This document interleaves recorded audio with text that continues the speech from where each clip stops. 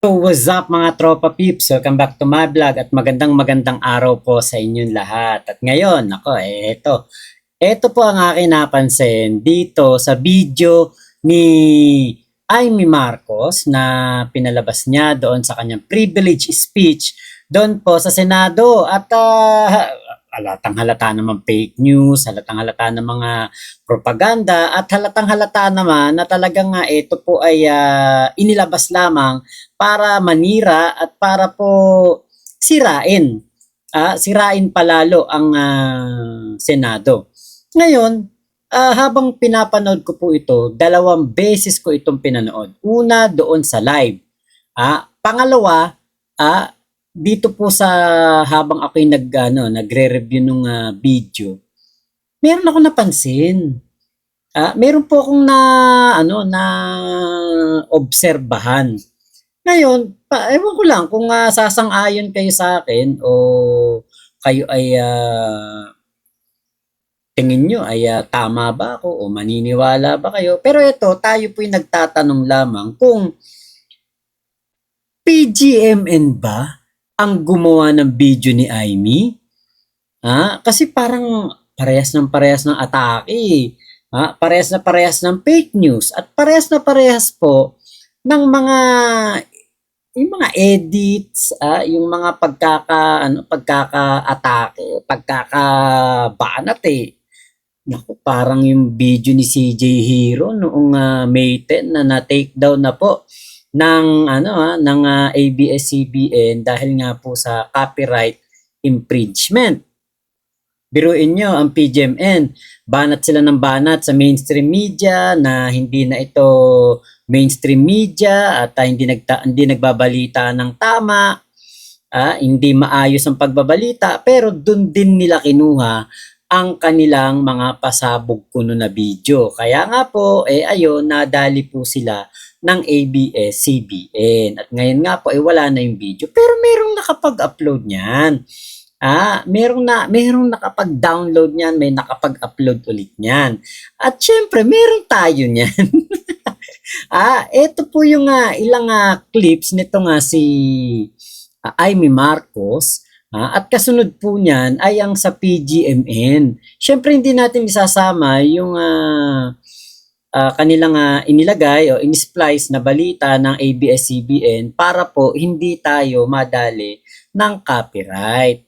Naku, tingin ko po talaga dito po sa issue na ito ay talagang meron pong mga mambabatas. Tama nga si Amy, may mga mambabatas na gumagastos para sa propaganda, paninira at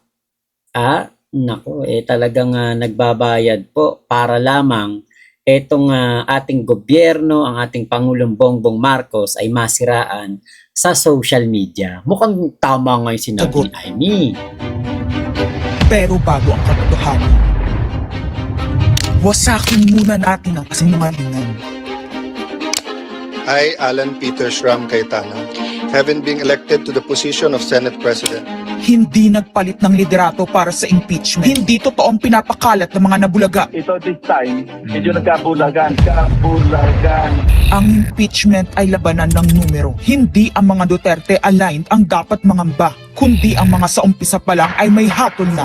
Ang sinasabi, sir, ng ibang mga kritiko, itong Senate leadership shake-up ay tungkol lang daw sa impeachment. Lahat na i-connect. As I told you, may 12 kami. Si Bato is 13. So kahit nawala naman siya, ang pinag-uusapan dito is whether or not you will be able to get 16 votes. Hindi siya ang pagmumulan ng 16 votes. Wala siya doon 12 kami. Bakit kami magkuku? May 12 na kami kung ang pinag-uusapan lang natin impeachment. Actually, 9 lang ang kailangan para ma-dismiss. Yes, 12 kami. So it's more than the required votes. But that's not the point. Ang kasi pinipilit nilang i-connect doon. Kaya ako natatawa.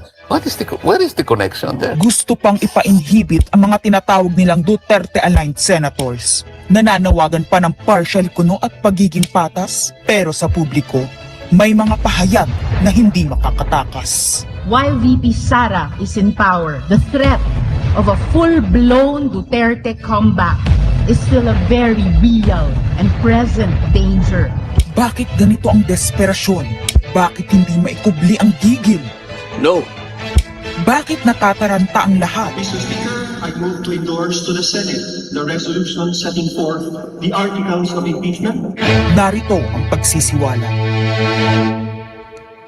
Noong April 22 sa Soler, nagkita si Tito Soto at House Speaker D para pag-usapan kung ano ang papakialaman sa 1987 Constitution habang nakaupo si Bongbong Marcos. Kasama ni House Speaker D ay si South Cotabato Congressman Ferdinand Hernandez. Kasama ni Soto ay ang dating Senate Secretary na si Mark Mendoza. Konas ang gusto nilang mode ng charter change. Muling isinusulong sa Kamara ang charter change o pag-amyenda sa konstitusyon sa pamamagitan ng Constitutional Convention. Is something big brewing inside the government to claims of a possible no-election scenario. Ang pag-aamyenda ng konstitusyon sa pamamagitan ng Constituent Assembly. At para makakuha ng suporta sa Senado at sa Kongreso, ito dapat ang mga nilalaman. Dapat ma-extend ang termino ng mga senador at congressmen na mawawala na sa pwesto by 2028. Ang eleksyon sa bawat senador ay magiging by region. Nagdiskusyon sila kung 2 o 3 senador per region. Kinumpute nila kung mayroong 18 regions, nasa 36 o 54 ang magiging senador. Lumutang din ang usapang para hindi makaporma si Inday Sara sa 2028, gawing 50 years old ang edad ng pwedeng tumakbo. Pero nagpanukala rin si Soto na pwedeng gawing 35 years old para kay Vico Soto. Dahil ipagmamayabang niyang kayang talunin nito si Inday Sara. Meron ako idadagdag, maganda, Pinky. Ibaba natin ang edad ng presidente to 35. Magagaling ng bata ngayon eh. Magagaling eh. Ibigay na natin sa mga kabataan na pagpatakbo nitong bansa. Baka puro matino pa mailagay natin. Baka sabihin nila, Senator Soto, this is to siguro allow your nephew, ba, si Vico, na tumakbo. Sabi ko na Maging qualify. Ganun eh. Sabi ko na mag-iisip sila ng gano'n, wala. Hindi ko naisip si Vico ron. Ang impormasyong ito ay mula mismo sa kasama sa meeting. Kasama din nila ay isang congressman, isang gobernador, isang retired military officer, isang dating may mataas na katungkulan, at 5 mula sa private at business sector. Kaya ba binaliwala ang panawagan ng taong bayan? Kaya ba binaliwala ang paalala ng Iglesia ni Cristo?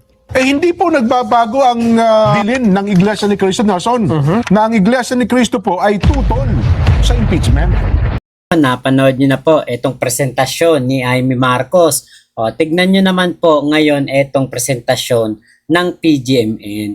Medyo gumamit lang ng AI ang PGMN at medyo naka-upgrade lang ng konti. Pero ang punto dito, parehas lang din po ng nilalaman, fake news. I'm sure by now, kung hindi man ninyo napakinggan ng buo, alam ninyo na nagsalita na si dating House Speaker Martin Romualdez tungkol sa nangyaring pinakamalaking pagnanakaw sa kaban ng bayan under his watch. Now let us address the most absurd accusation of all, that I am supposedly the mastermind of this corruption scheme.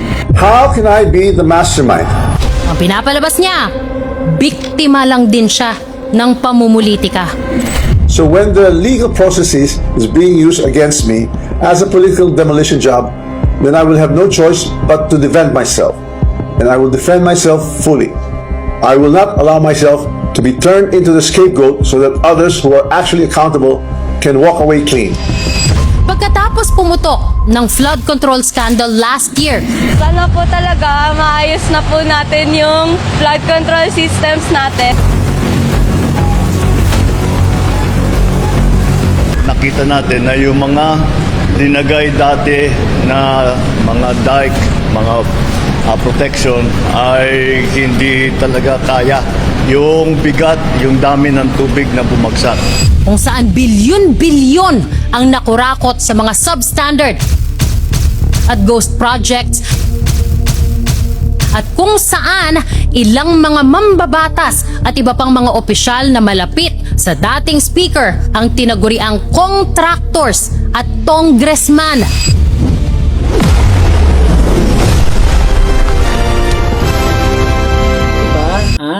nakita nyo naman, parang parehas ng atake, parang parehas ng edit, parang PGMN ang gumawa o baka editor ng PGMN ang gumawa.